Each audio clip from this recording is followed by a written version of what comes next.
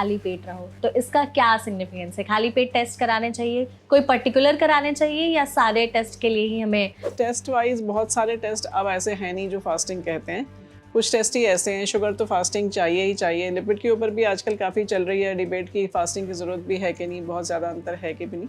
पर शुगर क्योंकि फास्टिंग होता तो भी एडवाइस कि आप फास्टिंग ही आइए, सारे सैंपल एक ही स्टेट में हो जाएंगे। सारे लोगों के साथ क्या होता है ना कि कुछ ही टाइम की फ्रीक्वेंसी में 2 जगह से अलग अलग लैब टेस्ट उन्होंने करा लिया और दोनों में रिजल्ट्स अलग आ गए। कुछ टेस्ट होने से पहले का, जिसको हम प्री एनालिटिक फेज बोलते हैं, उसका कुछ एरर होने की संभावना है। जैसे बारकोड गलत लगा या लेबलिंग गलत हुई। यूजुअली बहुत रश में जब कैंप्स होते हैं, जब बहुत सारे पेशेंट्स इकट्ठे करा रहे होते हैं, तो कई बार ये एरर्स हम देखते हैं कि एनालिसिस से पहले वाले प्री एनालिटिक एरर्स बहुत ज़्यादा मात्रा में होते हैं। जो कॉमन डिजीज़ होती हैं, जैसे अनीमियाज़ हैं या डायबिटीज़ है या किडनी डिजीज़ हैं या लिवर डिजीज़ हैं, उसके मोटे मोटे टेस्ट सारे इंक्लूडेड रहते हैं। और उसके अलावा जो स्पेसिफिक होते हैं जेंट्स में, लेडीज़ में, जैसे 40 साल के बड़े जो जेंट्स होते हैं उनमें प्रोस्टेट की जो साइज़ होता है वो बड़ा हो जाता है, तो PSA लेवल्स इंक्लूड करे होते हैं। क्या अलग हर एज ग्रुप के हिसाब से टेस्ट भी चेंज होते हैं? एक पर्टिकुलर एज के बाद गाइडलाइंस के हिसाब से वो सब डिफाइंड है। इस पर्टिकुलर एज के बाद आप एक बार ही कराएं, और अगर नॉर्मल आती है तो फिर 3 साल के बाद कराएं। ज़रूरी नहीं है, वैसे अगर 40 ईयर्स के बाद करवा रहे हैं आप, तो एक बार करवा के नॉर्मल है तो 3 साल के बाद करवाएं, अगर कोई सिम्टम नहीं है तो ज़रूरी नहीं है कि उसको हर साल ही कराना है। कई लोग ऐसा कहते हैं कि अगर आपकी फैमिली में कोई बीमारी है तो टाइम टू टाइम स्क्रीनिंग कराते रहिए, टेस्टिंग। हाँ, दैट इज, वो एक इंडिकेशन है। सिम्टम नहीं है लेकिन फैमिली हिस्ट्री है, वो एक इंडिकेशन है कि आपको उसके लिए अलर्ट रहना है। एक फूड एलर्जन के अगेंस्ट IgE, स्पेसिफिक IgE, वो एक 200 टेस्ट का पैनल रहता है। उसमें 200 टेस्ट? हाँ, उसमें फूड आइटम्स, जैसे अगर आप वेजिटेरियन है तो आपके लिए अलग पैनल रहेगा, नॉन वेजिटेरियन है तो अलग पैनल रहेगा। अगर आपकी स्किन पे कुछ एलर्जी रहती है तो फिर वो स्किन एलर्जेंस, जैसे रेस्पिरेटरी एलर्जेंस, आपको सांस फूलती है, तो वो डिफरेंट एलर्जन के पैकेजेस हैं। बहुत सारे लोग ये बोलते हैं ना कि हम घर पर भी बैठे कुछ टेस्ट कर सकते हैं क्या नहीं, लोगों के मन में सवाल रहता है। घर में करने वाली जो इक्विपमेंट होते हैं उसको कैलिब्रेट करने का बहुत ज़्यादा तरीके होते नहीं हैं और पेशेंट्स कर नहीं पाते हैं, तो उसको फॉलोअप पे ज़रूर रहना है। अगर आपको कोई डिजीज़ है उसको आप फॉलो कर रहे हो, और बहुत कम बीमारियों के लिए अवेलेबल है ऐसे इंस्ट्रूमेंट्स अभी। कई लोगों के साथ क्या होता है ना कि जब भी वो चेकअप्स वगैरह का नाम सुनते हैं तो नीडल हो गया या सीरिंज हो गया, तो उन्हें देख के या उसको सुन के घबराहट होने लगती है। तो ऐसे किसी लोगों से आपका मतलब हुआ है ऐसा कुछ कि एक्चुअली अब तो बहुत पतली नीडल्स हैं और डायरेक्ट वैक्यूटेनर्स हैं। अब तो नीडल दिखती भी नहीं है क्योंकि वो वैक्यूटेनर के अंदर छुपी हुई होती है, डायरेक्ट सैम्पलिंग होती है। और अब डिवाइसेस आ गए हैं जो कि वेन को बहुत क्लियरली दिखा देते हैं, टॉर्च की तरह रहता है, वो पूरा उसका नक्शा दिख जाता है और वहीं जाते हो राइट प्लेस।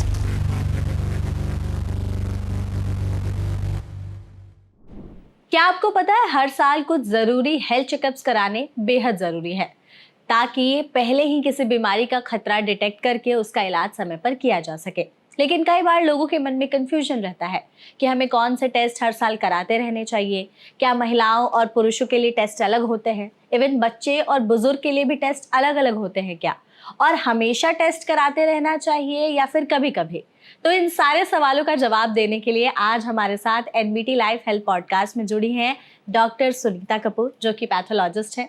तो मैम, आपका हमारे इस पॉडकास्ट में बहुत बहुत स्वागत है। सबसे पहले तो धन्यवाद। बिल्कुल मैम, आपने इस पॉडकास्ट में हमारे साथ जुड़ने के लिए, आप आई यहाँ पर, उसके लिए तो आपका सबसे पहले बहुत बहुत धन्यवाद। इस पॉडकास्ट के जरिए मैम हम जानने की कोशिश करेंगे कि जितने भी ये मेडिकल हेल्थ चेकअप्स के आसपास सवाल होते हैं लोगों के मन में कि कब कराने चाहिए, कितने टाइम पर कराने चाहिए, कौन कौन से ज़रूरी है, उन सभी के बारे में जानने की कोशिश करेंगे। तो शुरू करते हैं इस पॉडकास्ट को। मैम, मेरा पहला सवाल आपसे यही होगा कि जैसे ही आजकल हम सुनते हैं कि आपको हर साल कुछ ज़रूरी टेस्ट और हेल्थ चेकअप्स कराते रहने चाहिए, आपके हिसाब से वो कौन से ज़रूरी चेकअप्स हैं जिन्हें कराना ज़रूरी है, और क्या हर साल कराना चाहिए या फिर प्रिवेंटिव मतलब मेजरमेंट के तौर पर भी हम कभी कभी करा सकते हैं? आप प्लीज़ उसके बारे में बताइए। तो आजकल हर अच्छी लैब्स ने कुछ ना कुछ हेल्थ कैप पैकेजेस बना रखे हैं, जिसमें कि जो कॉमन डिजीज़ होती हैं, जैसे अनीमियाज़ हैं या डायबिटीज़ है या किडनी डिजीज़ हैं या लिवर डिजीज़ हैं, उसके मोटे मोटे टेस्ट सारे इंक्लूडेड रहते हैं। और उसके अलावा जो स्पेसिफिक होते हैं जेंट्स में, लेडीज़ में, जैसे 40 साल के बड़े जो जेंट्स होते हैं उनमें प्रोस्टेट की जो साइज़ होता है वो बड़ा हो जाता है, तो PSA लेवल्स इंक्लूड करे होते हैं। लेडीज़ में जो रहता है पैप्समियर या मैमोग्राफी फॉर ब्रेस्ट कैंसर। सो जो अच्छे पैकेजेस होते हैं उसमें डिफरेंट टाइप्स के डिजीज़ जो कॉमन है वो इंक्लूड कर रखी होती हैं। यूजुअली यंग एज में अगर कोई सिम्टम्स नहीं है और अगर कोई फैमिली हिस्ट्री नहीं है तो बहुत यंग एज में 20 साल में 30 साल में एवरी ईयर कराने की कोई ऐसी ज़रूरत है नहीं, unless there are some symptoms. कोई अगर उसमें आ रहा है सिम्टम्स कि आपको थकान रह रही है या आपको कोई तकलीफ हो रही है, बुखार रह रहा है, तो फिर कराने की ज़रूरत रहती है। बच्चों में स्कूल गोइंग बच्चों में बेसिक टेस्ट जैसे एनीमिया के लिए या डायबिटीज़ के लिए या एक आध सिम्टम रिलेटेड करवाना ज़रूरी है, अदरवाइज़ कोई खास ज़रूरी नहीं है रेगुलर करवाने में। रेगुलर जरूरी नहीं है, कुछ सिम्टम्स दिखाई दे रहे हैं हाँ, तो जरूरी है। हाँ। अच्छा मैम, एक और चीज़ है, अभी जैसे हम लोग डिस्कस भी कर रहे थे कि बहुत सारे लोगों के साथ क्या होता है ना कि कुछ ही टाइम की फ्रीक्वेंसी में 2 जगह से अलग अलग लैब टेस्ट उन्होंने करा लिया और दोनों में रिजल्ट्स अलग आ गए। किसी ने कह दिया फॉर इफ इन केस कि आपका शुगर बढ़ा हुआ है, कोई कह देता है नॉर्मल है। तो अगर किसी के साथ इस तरह की प्रॉब्लम हो जाती है तो कैसे डील करें? देखो, लैब टू लैब वेरिएशंस जो होती हैं, बहुत थोड़ी सी अगर वेरिएशन है, बॉर्डर लाइन सपोज 4 का या 5 वैल्यू का, अगर सपोज शुगर में फ़र्क है तो वो बहुत ज़्यादा फ़र्क नहीं कहलाएगा, वो कट ऑफ पे डिपेंड करता है। बट अगर रिमार्केबल डिफरेंस है कि भाई एक में वो डायबिटिक ही बन रहा है पेशेंट और दूसरे में नहीं है, सो ऑब्वियसली कुछ टेस्ट होने से पहले का, जिसको हम प्री एनालिटिक फेज बोलते हैं, उसका कुछ एरर होने की संभावना है। जैसे बारकोड गलत लगा या लेबलिंग गलत हुई। यूजुअली बहुत रश में जब कैंप्स होते हैं, जब बहुत सारे पेशेंट्स इकट्ठे करा रहे होते हैं, तो कई बार ये एरर्स हम देखते हैं कि एनालिसिस से पहले वाले प्री एनालिटिक एरर्स बहुत ज़्यादा मात्रा में होते हैं। अच्छी लैब्स में नॉर्मली इक्विपमेंट्स क्योंकि बहुत स्टैंडर्डाइज्ड होते हैं, कैलिब्रेटेड होते हैं, ये चीज़ें मिस्टेक एरर नहीं होता है टेस्टिंग में। प्री एनालिटिक एरर्स की वजह से कई बार हमारे को देखने को मिलता है। ओके। और अगर कोई हेल्थ चेकअप्स कराने के लिए जा रहा है तो मोस्टली जैसे लोग कहते हैं कि खाली पेट रहो, तो इसका क्या सिग्निफिकेंस है? खाली पेट टेस्ट कराने चाहिए, कोई पर्टिकुलर कराने चाहिए या सारे टेस्ट के लिए ही हमें फास्टिंग रखनी चाहिए? एक्चुअली जब सैंपल लेंगे तो एक ही बारी में लेंगे। तो शुगर जो है यूजुअली फास्टिंग और पीपी दोनों होती है, या फास्टिंग तो होती ही है, तो फास्टिंग स्टेट में कराने में एडवाइस करते हैं। अदरवाइज टेस्ट वाइज बहुत सारे टेस्ट अब ऐसे हैं नहीं जो फास्टिंग कहते हैं। कुछ टेस्ट ही ऐसे हैं, शुगर तो फास्टिंग चाहिए ही चाहिए। लिपिड के ऊपर भी आजकल काफ़ी चल रही है डिबेट की फास्टिंग की ज़रूरत भी है कि नहीं, बहुत ज़्यादा अंतर है कि भी नहीं। पर शुगर क्योंकि फास्टिंग होता तो भी एडवाइस कि आप फास्टिंग ही आइए, सारे सैंपल एक ही स्टेट में हो जाएंगे। ओके। और मेल और फीमेल के लिए कोई अलग अलग टेस्ट? कुछ टेस्ट डिफरेंट होते हैं मेल और फीमेल में। ऑब्वियसली अब पीएसए आप लेडीज़ में नहीं करेंगे, मैमोग्राफी में मेल में वैलिड नहीं है, तो इसी प्रकार मेल और फीमेल जेंडर के हिसाब से मोटे मोटे टेस्ट सेम होते हैं। वैल्यूज़ दोनों की रेफरेंस रेंजेस डिफरेंट होती है। वो जब टेस्ट होता है तो हम लोग लिख के देते हैं लेबोरेटरीज़ में कि ये लेडी का टेस्ट है, ये जेंट का टेस्ट है, तो इस एज ग्रुप की लेडी है तो उसकी क्या रेफरेंस रेंज है। रेफरेंस रेंजेस सेपरेट होती हैं दोनों की, बट टेस्ट वाइज बने रहते हैं पैकेज की। जेंट्स में ये अल्ट्रासाउंड करेंगे तो कौन सा करेंगे लेडी में, जेंट्स में कौन सा करेंगे, तो वो डिफरेंसेस रहते हैं। ओके। आपने मैम यहाँ पे एज की बात की, तो क्या अलग हर एज ग्रुप के हिसाब से टेस्ट भी चेंज होते हैं कि हर एज के हिसाब से कुछ अलग टेस्ट अब ऐड जैसे ऑन हो पीएसए गया? है, यूजुअली 30-40 इयर्स के जेंट्स में कुछ खास मिलेगा नहीं, बट इफ़ द जो जेंट्स हैं अगर वो 50 साल से ऊपर हैं तो पीएसए कराने का ज़रूरत है। अब 20 साल की लेडी, 25 साल की, 30 साल की लेडी में पैप्समियर करवाने की रेगुलर ज़रूरत नहीं है, अनलेस कोई सिम्टम हो तो। एक पर्टिकुलर एज के बाद गाइडलाइंस के हिसाब से वो सब डिफाइंड है, इस पर्टिकुलर एज के बाद आप एक बार ही कराएं, और अगर नॉर्मल आती है तो फिर 3 साल के बाद कराएं। ज़रूरी नहीं है, वैसे अगर 40 ईयर्स के बाद करवा रहे हैं आप तो एक बार करवा के, नॉर्मल है तो 3 साल के बाद करवाएं अगर कोई सिम्टम नहीं है तो ज़रूरी नहीं है कि उसको हर साल ही कराना है। टेस्ट भी जैसे अगर आपने एक अच्छा हेल्थ पैकेज करवा लिया है तो उसमें सब कुछ नॉर्मल आया है एब्सोल्युटली, तो ज़रूरी नहीं है आप उसको खामखा करवाते चले जाएं, कोई सिम्टम ही नहीं है अगर आपको। लेकिन अगर कोई चीज़ थोड़ी बॉर्डर लाइन आई है जिसमें कुछ फाइंडिंग्स है, तब आप कर सकते हैं उसको फॉलो अप। ओके। मैम, बच्चों के लिए और ओल्ड एज लोगों के लिए भी सेम ही है कि कुछ अलग बच्चों के लिए टेस्ट तो है? बहुत ब्रीफ हेल्थ पैकेजेस, जिसमें एक तो ब्लड ग्रुप रहता है, कई बारी हीमोग्लोबिन रहती है, शुगर रहती है, अगर बच्चा अगर फटीग लग रहा है, बहुत बेसिक टेस्ट रहते हैं, और टीएसएच या थायराइड का एक टेस्ट रहता है। ज़रूरी नहीं है उसमें सारे लिवर के टेस्ट और किडनी के टेस्ट करवाने की कोई ज़रूरत है नहीं। और बुजुर्ग मतलब ओल्ड एज के लिए भी? ओल्ड एज के लिए सिम्टम रिलेटेड रहता है ज़्यादा, और अगर कोई फैमिली हिस्ट्री है, जैसे किसी को कोलोनिक जैसे होता है, डायरियाज रहते हैं किसी की फैमिली में अगर ब्रेस्ट कैंसर रहा है, तो हम लोग बहुत फ्रीक्वेंटली उसको फिर एडवाइस करते हैं कि आप स्क्रीनिंग के उसके अंडर रहे।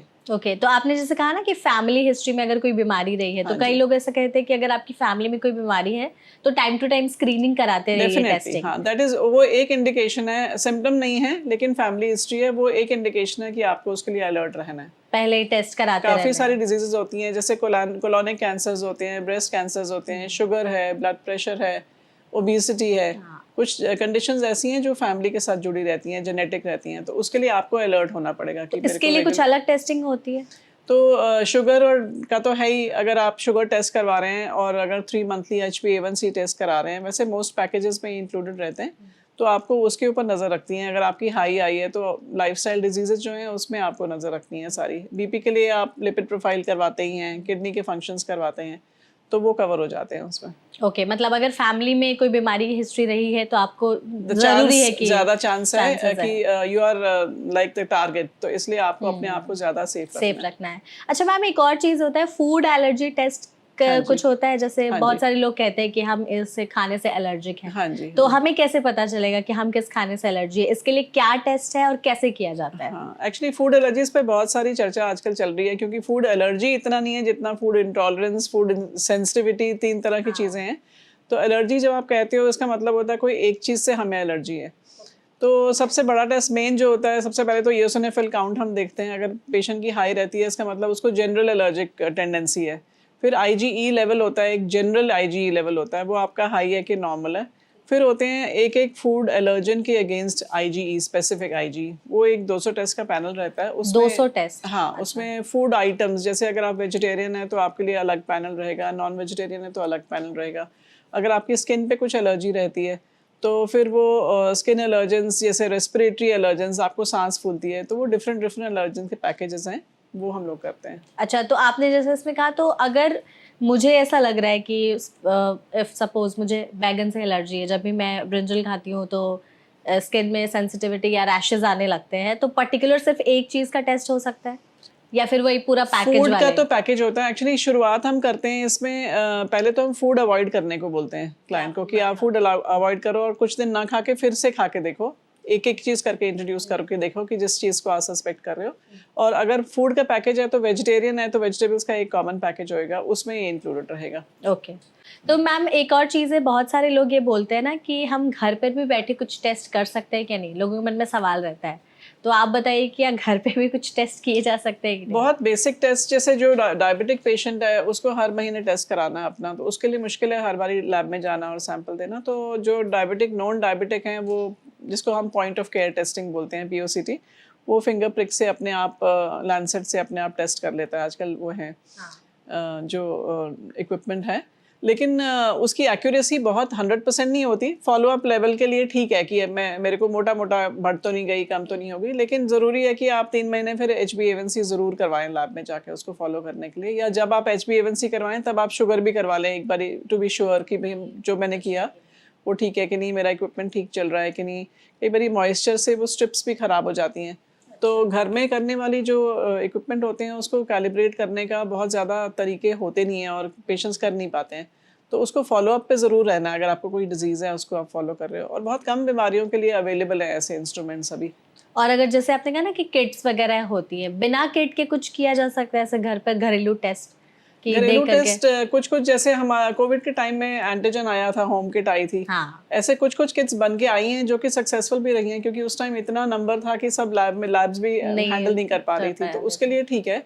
या फिर जैसे डायबिटिक ही है या बीपी हाई है तो घर में बीपी टेस्ट कर रहे हैं, या टेम्परेचर रहता है तो घर में कर रहे हैं, उतना ठीक है। लेकिन इसको काउंटर चेक जरूर करना है, डॉक्टर के सलाह में जरूर रहना है एक बार, मतलब कि जाकर के आप लैब में करा लीजिए। हाँ, एटलीस्ट 2 to 3 मंथ्स के बाद, तो टू बी श्योर कि मेरा इक्विपमेंट ठीक काम कर रहा है कि नहीं। डॉक्टर के पास जाएं तो बीपी एक बार उनसे भी करवा लें कि मेरा जो लेने का तरीका है वो करेक्ट है कि नहीं। तो सेफ रहते हैं ये जो होम किट्स होते हैं ये सारे? हाँ, मोस्टली सेफ रहते हैं। और जो ब्लड शुगर का भी होता है उसमें एक पतला सा नीडल साथ में ही आती है, बहुत छोटा सा प्रिक होता है, तो पेशेंट्स कई बार कर लेते हैं खुद। और एक्यूरेसी लैब टेस्ट से कितनी रहती है? Accuracy can not be told, बहुत ज्यादा एक्यूरेट नहीं रहते।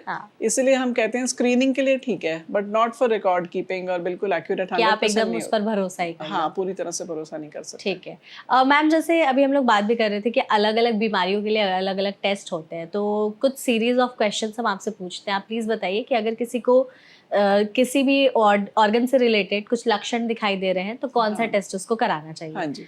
तो फॉर एग्जांपल, अगर उसको लग रहा है कि हार्ट में कोई प्रॉब्लम हो रही है तो हार्ट से रिलेटेड कौन कौन से तो जैसे अगर चेस्ट पेन हो रही है किसी को, या किसी का सांस फूल रहा है, तो ज़रूरी है कि एक लैब में जाएं। तो पहली बात तो डॉक्टर की सलाह से ही होने चाहिए। अगर हार्ट में पेन हो रही है तो आप खुद जाके लैब में बोलें कि मेरा ईसीजी कर दो, वो भी ठीक नहीं है, क्योंकि आप जा ही रहे हैं तो उसी टाइम पे फिर जो भी रेलेवेंट टेस्ट हैं वो हो जाएंगे, हम टाइम ना वेस्ट करें। तो डॉक्टर की कम से कम, अगर आप जा नहीं पा रहे तो कोई आप किसी तरह से बात हो जाए या वीडियो कॉल हो जाए तो वो ज़रूर आप करवाएं। और उनकी सलाह से जब सैंपल ले ही रहे हैं तो एटलीस्ट एक पैनल पूरा बैटरी जो होती है, सपोज पेशेंट को हार्ट पेन हो रही है, पेन इन द चेस्ट हो रही है, तो एक तो ईसीजी उसका ज़रूर होएगा उस टाइम पे। और उसके बाद जो ब्लड टेस्ट रहेंगे, कुछ तो जनरल टेस्ट होते हैं जैसे काउंट्स होती हैं, सीबीसीज रहते हैं, लिपिड प्रोफाइल रहता है। अगर पेशेंट को बिल्कुल अक्यूट चेस्ट पेन हो रही है तो कुछ ट्रोपोनिन टी, एसजीपीटी, एसजीओटी, कुछ एंजाइम्स होते हैं कार्डियक, सीपीके, सीपीकेएमबी, वो एक ही गो में सैंपल ले लेते हैं। और कुछ एंजाइम्स इमीडिएटली फर्स्ट आवर में बढ़ते हैं। तो एटलीस्ट हमें पता रहता है कि ये अगर सीपीके आया है, सीपीकेएमबी टेस्ट आया तो इट्स अर्जेंट, हमें भी पता रहता है इसको अर्जेंट देना, तो विद इन एन आवर हम लोग रिपोर्ट करते हैं।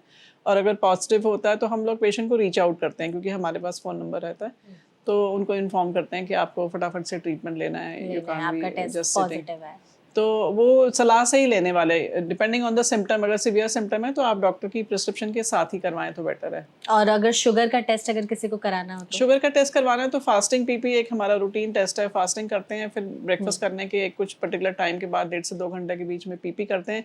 बट रेगुलरली 3 मंथ्स में HbA1c टेस्ट है जो ज़रूर होना होता है मॉनिटरिंग के लिए, कि हमारा बीच में स्पाइक्स तो नहीं आ रही हैं कुछ कुछ दिनों में, जो कि आप हर रोज़ तो टेस्ट करोगे नहीं शुगर, वो इंडिकेट हो जाता है उससे। ठीक है। और लिवर के लिए?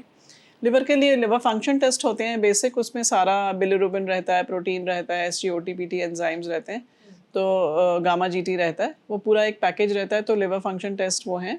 बाकी लिवर में अगर कुछ प्रॉब्लम आई है, जैसे अल्ट्रासाउंड में कुछ लग रहा है फैटी लिवर है, या आगे आजकल एडवांस टेस्ट हैं जैसे फाइब्रो स्कैन है, उसमें पता लग रहा है फाइब्रोसिस है, तो आजकल बहुत अच्छे टेस्ट जैसे कि ELF एक है, एनहांस्ड लिवर फाइब्रोसिस टेस्ट है, वो सब भी अवेलेबल है। बट वो डॉक्टर की प्रिस्क्रिप्शन के साथ करें तो बेटर। सीवियर अगर सिम्टम्स हो रहे हैं हाँ। तो। और किडनी के लिए?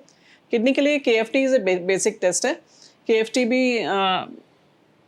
KFT भी जो है वो एक बेसिक KFT होता है जिसमें urea, creatinine, uric acid, protein वगैरह रहता है। फिर आजकल हम एडवांस KFT, कंप्लीट KFT करते हैं जिसमें सीरम इलेक्ट्रोलाइट्स भी कवर्ड रहते हैं, कैल्शियम, फास्फोरस वगैरह कवर्ड रहते हैं, वो सब बीच में इंक्लूड हो जाता है। यूरिन के टेस्ट कुछ बहुत ज़रूरी है, जैसे यूरिन माइक्राल है, माइक्रो एल्ब्यूमिन उसमें टेस्ट हो जाता है, एल्ब्यूमिन क्रिएटिनिन रेशियोज होती हैं कुछ, तो बहुत सारे टेस्ट हैं जो पूरी एक प्रोफाइल आपको बता देते हैं आपकी किडनी की कंडीशन की। अच्छा, ओके। और क्या ऐसा कोई टेस्ट होता है हार्मोनल इम्बैलेंस को चेक करने के लिए? हाँ, हार्मोनल इम्बैलेंस जो होता है, जैसे इनफर्टिलिटी के केसेस हैं, या यंग वुमेन में PCOD के केसेस हैं, या प्रेगनेंसी हो रही है लेकिन रह नहीं पा रही है, तो बहुत सारी वुमेन में, या मेनोपॉजल सिम्टम्स हैं, तो डिफरेंट एज ऑफ लाइफ के डिफरेंट हार्मोन्स हैं वुमेन में और मेन में। तो वुमेन में मोस्टली यंगर एज ग्रुप में ईस्ट्रोजन लेवल, प्रोजेस्टेरॉन लेवल देखते हैं। प्रेगनेंसी के दौरान डिफरेंट प्रेगनेंसी हार्मोन प्रोफाइल रहती है। और मेनोपॉजल एज ग्रुप में आप देखना चाह रहे हैं कि जो आपके पिट्यूटरी में हार्मोन्स हैं वो आपको ओवरी को जो सिग्नल दे रहे हैं वो पूरी तरह से वो टेकअप कर पा रहा है कि नहीं। तो FSH, LH होता है जो ब्रेन से निकलता है, और ओवेरियन हार्मोन्स जो होते हैं, ईस्ट्रोजन, प्रोजेस्टेरॉन, टेस्टोस्टेरोन वगैरह, वो सब प्रोफाइल एक पूरा रहता है। तो उनकी रेशियोज के हिसाब से पता लग जाता है कि कुछ कंडीशन है कि नहीं है PCOS की। ओके। और हड्डियों के लिए कोई टेस्ट? हाँ, हड्डियों के लिए ब्लड टेस्ट भी हैं, इमेजिंग टेस्ट भी हैं। ब्लड टेस्ट जो रहते हैं वो mostly calcium, phosphorus, vitamin D और अल्कलाइन फॉस्फेटेज रहते हैं। फिर और एडवांस टेस्ट हैं जैसे बोन स्पेसिफिक अल्कलाइन फॉस्फेटेज हैं। बाकी इमेजिंग में एक्सरे, MRI के अलावा एक बोन डेंसिटोमेट्री टेस्ट है जो बहुत अच्छा टेस्ट है, जो एक हेल्थ चेकअप का पार्ट भी है काफ़ी लैब्स में। तो उसमें क्या रहता है कि आपकी जो हिप और स्पाइन है वो सबसे पहले ऑस्टियोपोरोसिस अंडरगो करती है, तो हिप एंड स्पाइन स्टडी करते हैं। We divide the patients into normal osteopenia जिसमें थोड़ा सा बोन लॉस है, और ऑस्टियोपोरोसिस जिसमें बिल्कुल ही बोन लॉस है और वो ठीक भी नहीं हो पाएगा। तो वो अब देख लेते हैं, अगर ऑस्टियोपीनिया वाले लेवल पे है तो फिर वो ट्रीटेबल रहता है, नॉर्मल होता है तो बहुत अच्छी बात है। और ऑस्टियोपीनिया के केसेस को हम लोग लाइफस्टाइल मैनेजमेंट, वॉकिंग, एक्सरसाइज और सप्लीमेंट्स एडवाइस करते हैं। ऑस्टियोपोरोसिस वालों को फिर लाइफस्टाइल मैनेजमेंट एडवाइस करते हैं। ओके। तो इसमें बोन मिनरल डेंसिटी टेस्ट का क्या वही है? सेम? हाँ, this is the bone mineral density. इसमें पेशेंट को लिटा दिया जाता है। बोन मिनरल डेंसिटी भी 2 तरह की अवेलेबल है। कुछ अल्ट्रासाउंड बेस्ड मशीन्स हैं जो बहुत एक्यूरेट नहीं है, कुछ एक्सरे डेक्सा बेस्ड मशीन्स हैं। डेक्सा जिसको एक्सरे बेस्ड है, पेशेंट को लिटाते हैं टेबल के ऊपर और इक्विपमेंट जो है उसके ऊपर से निकल जाता है। तो चीफ पॉइंट्स जो होते हैं हिप्स, स्पाइन्स और लेग्स के ऊपर से निकल जाता है, उसकी बोन मिनरल डेंसिटी मेजर करता है और एवरेज वैल्यूज दे देता है वो। तो उस हिसाब से हम हड्डियों का जो भी है उसका हाँ, पता लग जाता है कितना जाता उसके अंदर है, डेंसिटी कितनी है। ओके, और थायराइड के लिए? थायराइड के लिए ब्लड टेस्ट हैं, थायराइड प्रोफाइल्स हैं, T3, T4, TSH, free T4 भी अवेलेबल हैं। और अगर ये हाई आते हैं तो थायराइड एंटीबॉडीज़ एडवाइज होती हैं, वो भी ब्लड टेस्ट से ही हो जाती हैं। थायराइड के ग्लैंड के अगेंस्ट जो एंटीबॉडीज़ हमारा ब्लड प्रोड्यूस कर रहा है। बाकी थायराइड में कई बारी नोड्यूल्स होते हैं जो दिख रहे होते हैं, उसमें से नीडल डाल के हम लोग FNAC लेके भी डायग्नोज कर लेते हैं कि किस तरह का नोड्यूल है, कि कैंसर है कि खाली सिस्ट ही है कोलॉइड की, तो वो पता लग जाता है। इसके अलावा बहुत सारे इमेजिंग के टेस्ट हैं थायराइड में, जैसे न्यूक्लियर इमेजिंग के टेस्ट हैं, थायराइड स्कैन है, देखने के लिए कि ये कैंसर वाली गांठ है कि जस्ट बिकॉज ऑफ हार्मोन्स बनी है। ओके, आपने कैंसर की बात की, हाँ तो जी। कैंसर की स्क्रीनिंग के लिए भी कोई टेस्ट है? ओवरऑल कैंसर स्क्रीनिंग के लिए, ओवरऑल कैंसर स्क्रीनिंग के लिए कोई एक टेस्ट नहीं है जो सारे कैंसर्स को करेगा। ये जेनेटिक टेस्ट हैं जो कि आजकल डेवलपमेंट फेज में हैं, बहुत ज़्यादा कमर्शलाइज नहीं हुए हैं अभी। बट खास ऑर्गन्स के लिए जो हैं बहुत अच्छे अच्छे बायोमार्कर्स हैं, जैसे प्रोस्टेटिक कैंसर के लिए PSA की हमने बात की, ब्रेस्ट कैंसर की CA 15.3 है। बाकी जेनेटिक्स हैं BRCA, BR1 and 2 जो कि फैमिलीज़ में जेनेटिक मेकअप बताता है, BRCA1, BRCA2। और कुछ कैंसर्स होते हैं जैसे इंटेस्टीन के कैंसर्स हैं, उसमें CEA, कुछ कुछ बायोमार्कर्स हैं जो स्पेसिफिक हैं। पैनक्रियाटिक कैंसर है, उसके लिए कैंसर CA 19.9 है। सो बहुत सारे मार्कर्स हैं जो कि अगर आपको शक है कि वहाँ पर है तो आप डॉक्टर को जैसे आप सजेस्ट करेंगे कि मेरे को ये प्रॉब्लम है, बेसिक टेस्ट हो जाएंगे, एंडोस्कोपी हो गई, तो देन दे विल रियलाइज कि ये वाला टेस्ट करा के देखते हैं। They are very specific biomarkers, पर एक टेस्ट ऐसे जैसे पूरे बॉडी में है कि नहीं, अभी उस तरह से कमर्शियली अवेलेबल नहीं है, डेवलपिंग फेज में अभी काफ़ी काम हाँ लिक्विड बायोप्सीज पे हो रहा है, सर्कुलेटिंग ट्यूमर सेल्स पे ब्लड में, बट अभी पूरी तरह से अभी ऐसे पॉपुलर नहीं हुआ because they are very expensive. लेकिन आई थिंक ऐसा टेस्ट आना चाहिए कि कैंसर की स्क्रीनिंग के लिए कि एक ही बार में पता चल जाए। अच्छा, आँख और कान के लिए भी है कोई टेस्ट? आँख और कान के लिए ऐसे कोई ब्लैंकेट टेस्ट नहीं है, बट बेसिकली चेकअप्स हैं जो कि बच्चों में अगर कोई सिम्टम है तो होना चाहिए। अदरवाइज डायरेक्टली जैसे बच्चा बॉर्न होता है न्यूबॉर्न स्क्रीनिंग में, न्यूबॉर्न स्क्रीनिंग के साथ ऑडियोमेट्री एक टेस्ट होता है बेसिकली उस टाइम पे, उसके बाद सिम्टम बेस्ड रहता है। और आई चेकअप वंस योर एक पर्टिकुलर एज के बाद है तो फिर वो आई एंड ईयर चेकअप एक बार ही अगर हो जाए तो फॉलो अप कर सकते हैं उसके ऊपर। ओके अच्छा मैम, कई लोगों के साथ क्या होता है ना कि जब भी वो चेकअप्स वगैरह का नाम सुनते हैं तो नीडल हो गया या सिरिंज हो गई तो उन्हें देख के या उसको सुन के घबराहट होने लगती है। तो ऐसे किसी लोगों से आपका मतलब हुआ है ऐसा कुछ कि एक्चुअली अब तो बहुत पतली नीडल्स हैं और डायरेक्ट वैक्यूटेनर्स हैं, अब तो नीडल दिखती भी नहीं है क्योंकि वो वैक्यूटेनर के अंदर छुपी हुई होती है, डायरेक्ट सैंपलिंग होती है। और अब डिवाइसेस आ गए हैं जो कि वेन को बहुत क्लियरली दिखा देते हैं, टॉर्च की तरह रहता है, वो पूरा उसका नक्शा दिख जाता है और वहीं जाते हो राइट प्लेस में। ये वेन वाली बात पे हम आपको ये बताना चाहेंगे, बहुत सारे लोगों के साथ क्या होता है ना कि टेस्ट कराने जाते हैं तो उनकी नस नहीं मिलती है, तो वो बहुत प्रॉब्लम करती है जिसकी वजह से उनको काफी बहुत छोटे बच्चों में कई बारी प्रॉब्लम आ जाती है, बहुत एल्डरली और बहुत फ्रेल है और बिल्कुल मतलब बीमारी की वजह से बहुत सारी नसें खराब हो चुकी हैं उनको ड्रिप वगैरह चढ़ के। अदरवाइज अब तो वो इंस्ट्रूमेंट्स हैं जो ऊपर लगा देते हो, अब उसके नीचे की वेन्स बहुत क्लियर दिख जाती हैं। अच्छा। और जो अच्छे टेक्नीशियंस होते हैं, पुराने फ्लेबॉटमिस्ट होते हैं, वो हाथ लगाते ही ढूंढ लेते हैं, वेरी स्किल्ड। हाँ कि वही नहीं, लोगों में आई थिंक मैंने बहुत बार देखा है कि नस नहीं मिल रही है या फिर कुछ लोग ऐसे कि सिरिंज या इंजेक्शन लेकर के घबरा गए, स्पॉइल हो चुकी होती हैं डिजीज की वजह से, या बिल्कुल ही बहुत ही चबी बेबी है तो नहीं मिलेगी कई बारी, बट मोस्टली जो अच्छा टेक्नीशियन है वो मैनेज कर लेता है।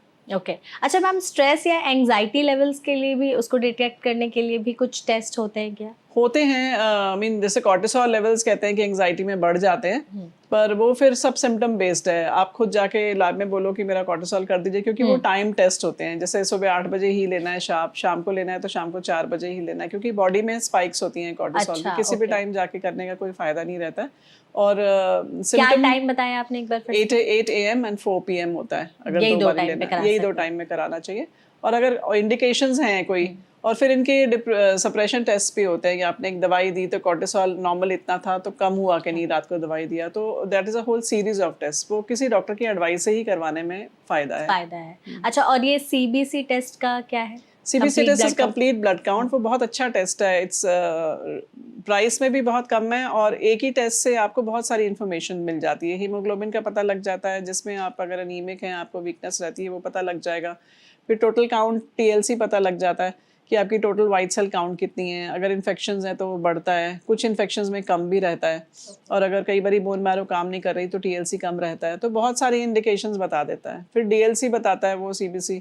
DLC में डिफरेंशियल वाइट सेल काउंट होते हैं कि आपके न्यूट्रोफिल कितने हैं, लिम्फोसाइट कितने हैं। 4-5 तरह के जो कॉमन वाइट सेल्स होते हैं, like neutrophils, lymphocytes, basophils, eosinophils, monocytes, वो कितने कितने मात्रा में है। टोटल इनका 100% अगर है तो कितना परसेंट लिम्फोसाइट्स है, कितना न्यूट्रोफिल्स है। तो कुछ बीमारियों में न्यूट्रोफिल्स बढ़ते हैं, जैसे बैक्टीरियल इन्फेक्शन में न्यूट्रोफिल्स बढ़ते हैं। वायरल इन्फेक्शन में यूजुअली लिम्फोसाइट्स बढ़ेंगे, या अगर टाइफाइड है तो लिम्फो बढ़ेंगे। तो काफ़ी इंडिकेशन हो जाती है। एलर्जीज हैं तो यूसिनोफिल बढ़ेंगे। तो CBC एक बहुत अच्छा टेस्ट है, जिसमें एक टेस्ट से बहुत सारी चीज़ें आप पिकअप कर सकते हो। मतलब the trends can be picked up. हाँ, तो मतलब ये एक यूनिवर्सल टेस्ट जिसको बेसिक बोल टेस्ट सकते है हैं, जो बेसिक होना टेस्ट चाहिए होना फ्रॉम चाहिए। Time to time. अच्छा मैम, ऐसा भी कुछ है कि नर्व्स के लिए कोई टेस्ट आता है? हाँ, नर्व्स के लिए बहुत सारे टेस्ट हैं। मतलब इमेजिंग के भी हैं और नर्व कंडक्शन टेस्ट हैं, जिसमें कि नर्व्स के अलोंग छोटी छोटी नीडल्स के साथ हम लोग मेजर करते चले जाते हैं कि उनका क्या रिस्पॉन्स है, उसको उसमें आ रही है कि नहीं, करंट आ रहा है कि नहीं। उसको कहते हैं नर्व कंडक्शन वेलोसिटी टेस्ट। और इसी तरह मसल्स के लिए EMG टेस्ट होते हैं, इलेक्ट्रोमायोग्राफी। वो हैंड इन हैंड ही होते हैं दोनों। जो भी वीकनेस होती है लेग्स की, आपने बेसिक वर्कअप कर लिया है कि कोई आपको मिल नहीं रहा डायग्नोसिस, तो फिर आप NCV और EMG करवाते हो।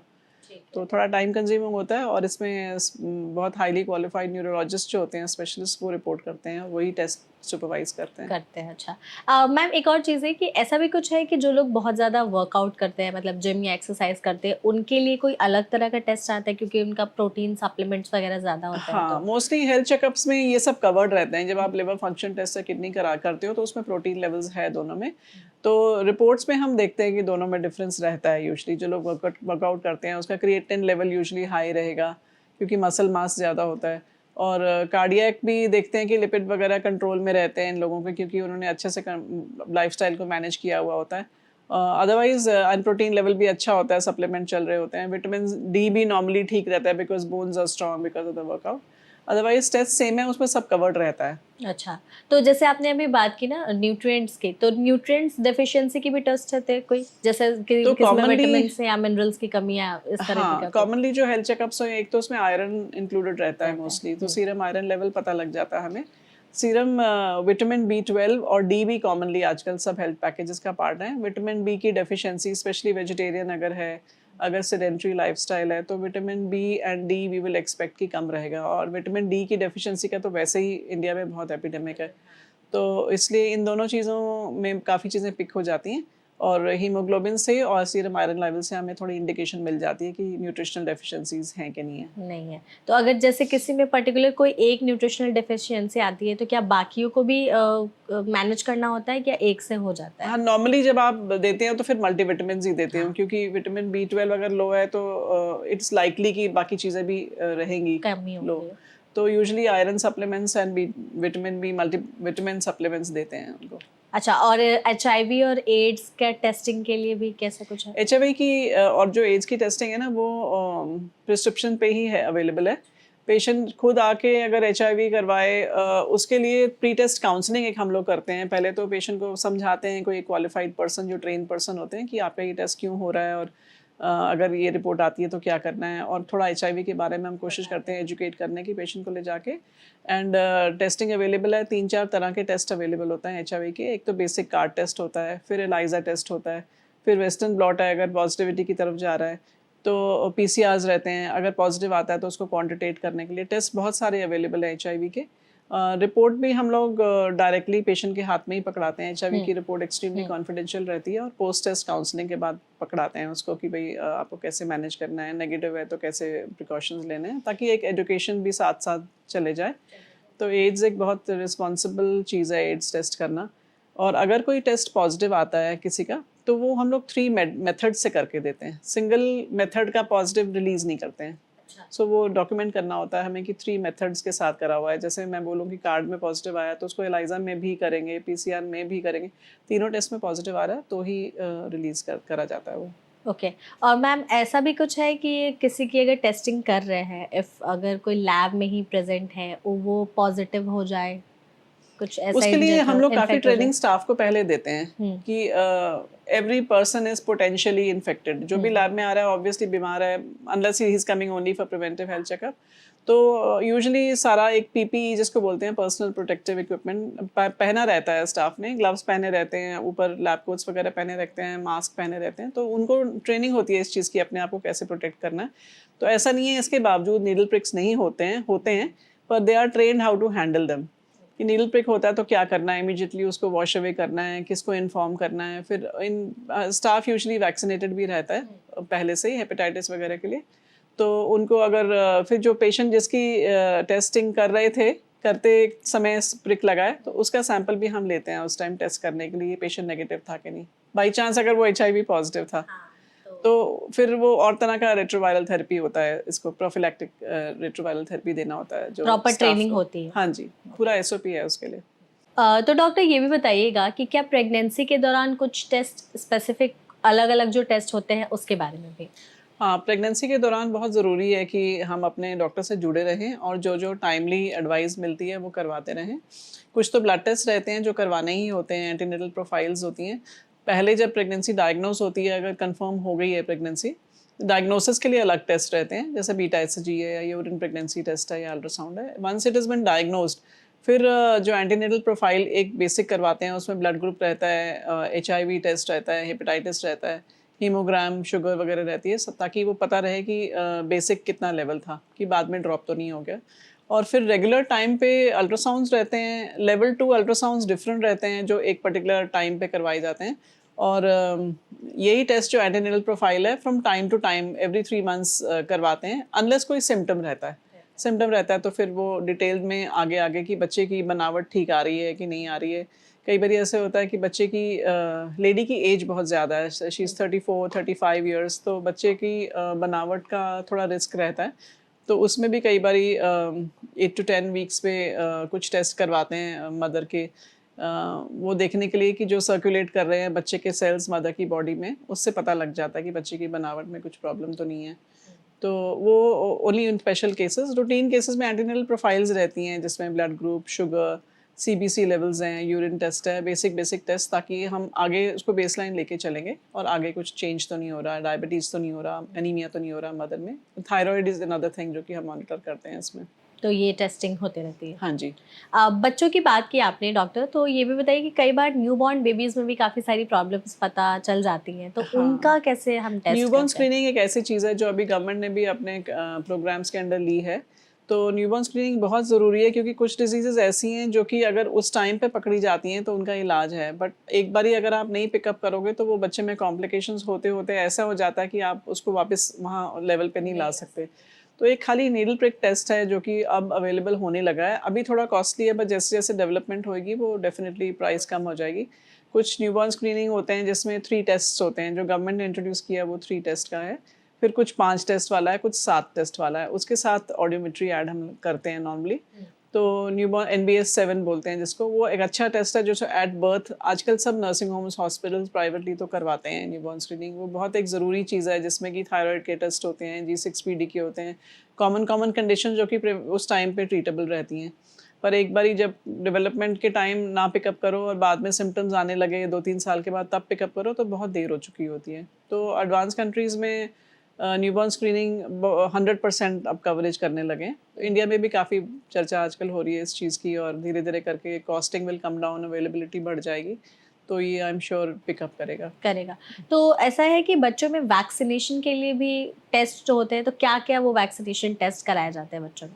वैक्सीनेशन के लिए टेस्ट नहीं रहते हैं, एक यूनिवर्सल इम्यूनाइजेशन प्रोग्राम है जो गवर्नमेंट ने रोल आउट किया हुआ है, जिसमें कि जो कॉमन वैक्सीन जो देनी ही देनी है, एक BCG है फॉर ट्यूबरक्लोसिस, मतलब कॉमन जो डिजीजेज हैं इंडिया में उसके बेस पर ये यूनिवर्सल इम्यूनाइज UIP जिसको बोलते हैं रोल आउट किया है। डिप्थीरिया है, पर्ट्यूसिस जिसको वुपिंग कॉफ बोलते हैं, टेटनस वो हो गया, DPT।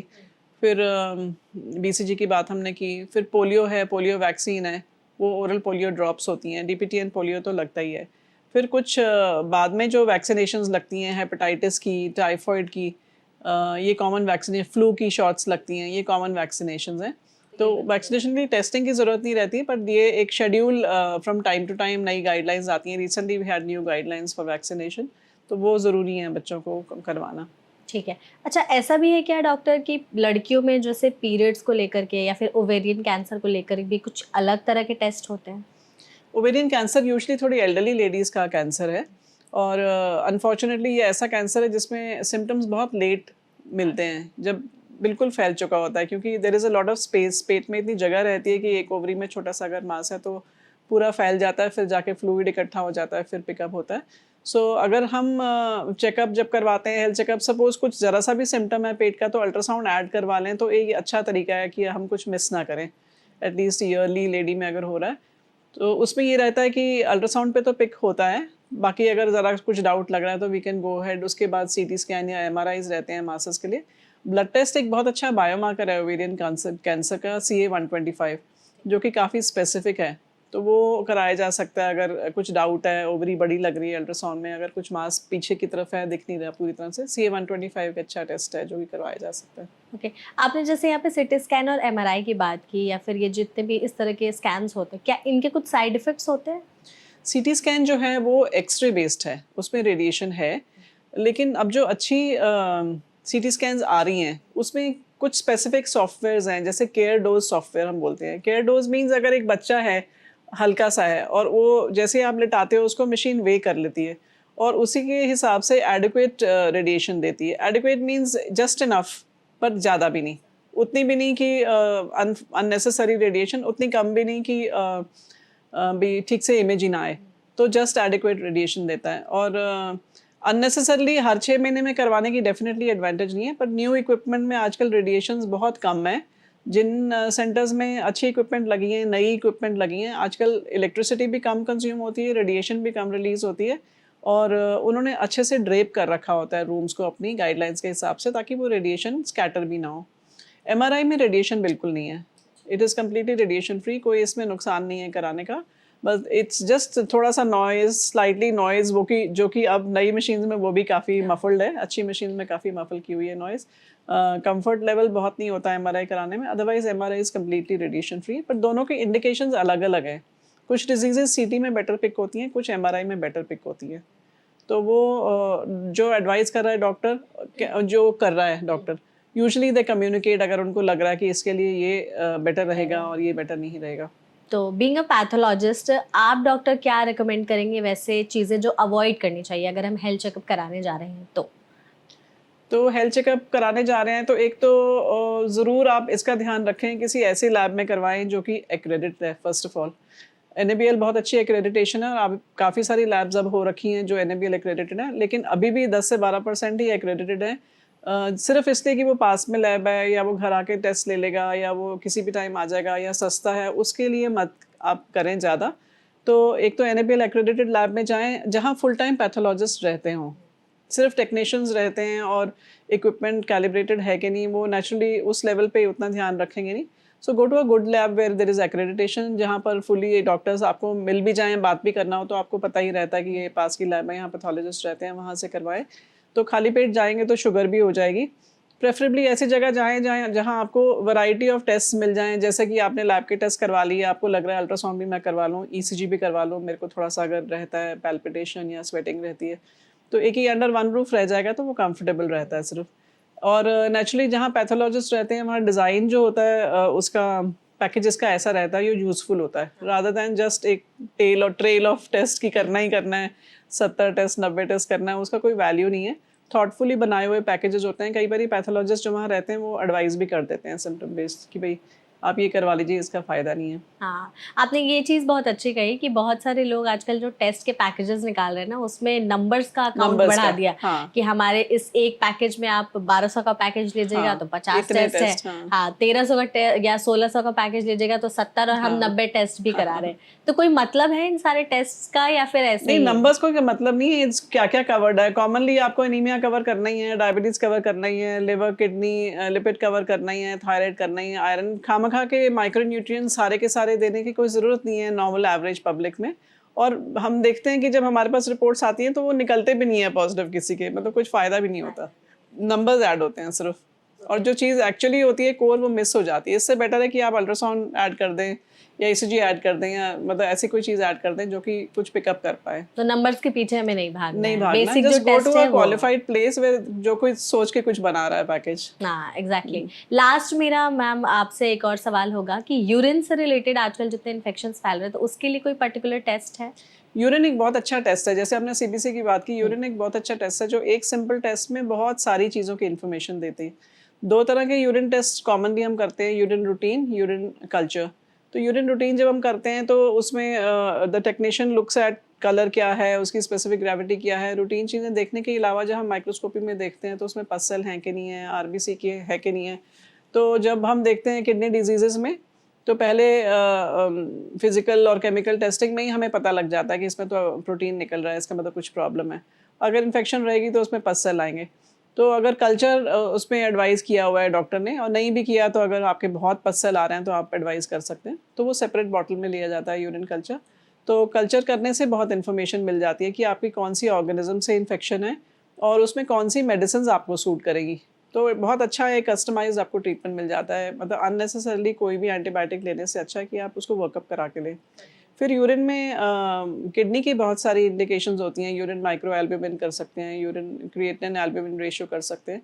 तो यूरिन एक बहुत अच्छा बॉडी फ्लूइड है जिससे बहुत इन्फॉर्मेशन हमें मिलती है। ओके डॉक्टर, आपके हिसाब से कोई एक और टेस्ट जो हमसे रह गया इस पॉडकास्ट में जो आप रेकमेंड करेंगी लोगों को कि हाँ ये भी करा सकते हैं बाकी टेस्ट जितने भी आपने बताया उसके साथ में? हाँ नहीं, I will just reiterate 2 things for women. जैसे ये सर्वाइकल कैंसर का टाइम चल रहा है, everybody is talking about cervical cancer. तो एक पैप्समियर जिसको हम बोलते हैं 40 एंड अबव वुमेन में एटलीस्ट एक बार ही होना चाहिए। आजकल पैप्समियर की जगह लिक्विड बेस्ड साइटोलॉजी एलबीसी जिसको बोलते हैं करते हैं। वो टेस्ट सेम है, बस लेने का तरीका अलग है और हमारा वो जो देखने के लिए बहुत अच्छी फिल्म बनती है, बहुत क्लियर, ताकि हम कुछ मिस ना करें। That's liquid based cytology. तो आप एलबीसी भी कहेंगे अच्छी लैब में तो वो एलबीसी लेंगे। एक वो बहुत ज़रूरी है कि लेडीज़ अपने आप को एक बार ही उसके थ्रू गो थ्रू करें और अगर वो नॉर्मल है तो 2-3 साल के बाद ही फिर रिपीट करने की ज़रूरत है। और दूसरी चीज़ है अबाउट ब्रेस्ट कैंसर, क्योंकि वो इतना फैल रहा है, सर्वाइकल से भी आगे वो नंबर्स अब आजकल हैं। तो एक सेल्फ एग्जामिनेशन, फिजिशियन एग्जामिनेशन और मैमोग्राफी करें और अगर कोई लंप है तो उसका चेक करवा के एफएनएसी से, नीडल से उसको अपने माइंड से मतलब क्लियर करें। तो इग्नोर नहीं करें अपनी हेल्थ को। बिल्कुल। तो इस पॉडकास्ट के जरिए हमने ऑलमोस्ट सारे टेस्ट कवर कर लिए। हर बॉडी ऑर्गन के हिसाब से हमें कौन से टेस्ट कितने साल में कितने फ्रीक्वेंट मतलब ड्यूरेशन में कराते रहने चाहिए, अलग एज ग्रुप्स के लिए भी आपने बहुत अच्छे से सारे टेस्ट बताए भी। आई थिंक आपको इस पॉडकास्ट में डॉक्टर मज़ा आया होगा। हाँ मुझे बहुत मज़ा आया। बिल्कुल, हमें भी बहुत मज़ा आया, हमने भी जाना, बहुत सारी इन्फॉर्मेशन मिली, इतनी सारी। ऑडियंस को आई थिंक जितनी इन्फॉर्मेशन चाहिए होगी टेस्ट से रिलेटेड कि उन्हें कौन से मेडिकल चेकअप हर साल कराने चाहिए हर बॉडी ऑर्गन के हिसाब से, तो उसकी जानकारी इस पॉडकास्ट में हमने आपको दे दी है। वीडियो को आपने एंड तक देखा उसके लिए आपका बहुत बहुत धन्यवाद। मैम आप इस सेशन में हमारे साथ जुड़ी, आपका बहुत बहुत धन्यवाद। Thank you. अपना ध्यान रखिए और रेगुलर चेकअप कराते रहिए। बिल्कुल। और ऐसी और भी पॉडकास्ट के लिए हम अलग अलग आपको थीम बेस पर लाते रहेंगे। तो ऐसी और भी पॉडकास्ट के लिए हमारे चैनल NBT लाइफ को फॉलो करना मत भूलिएगा।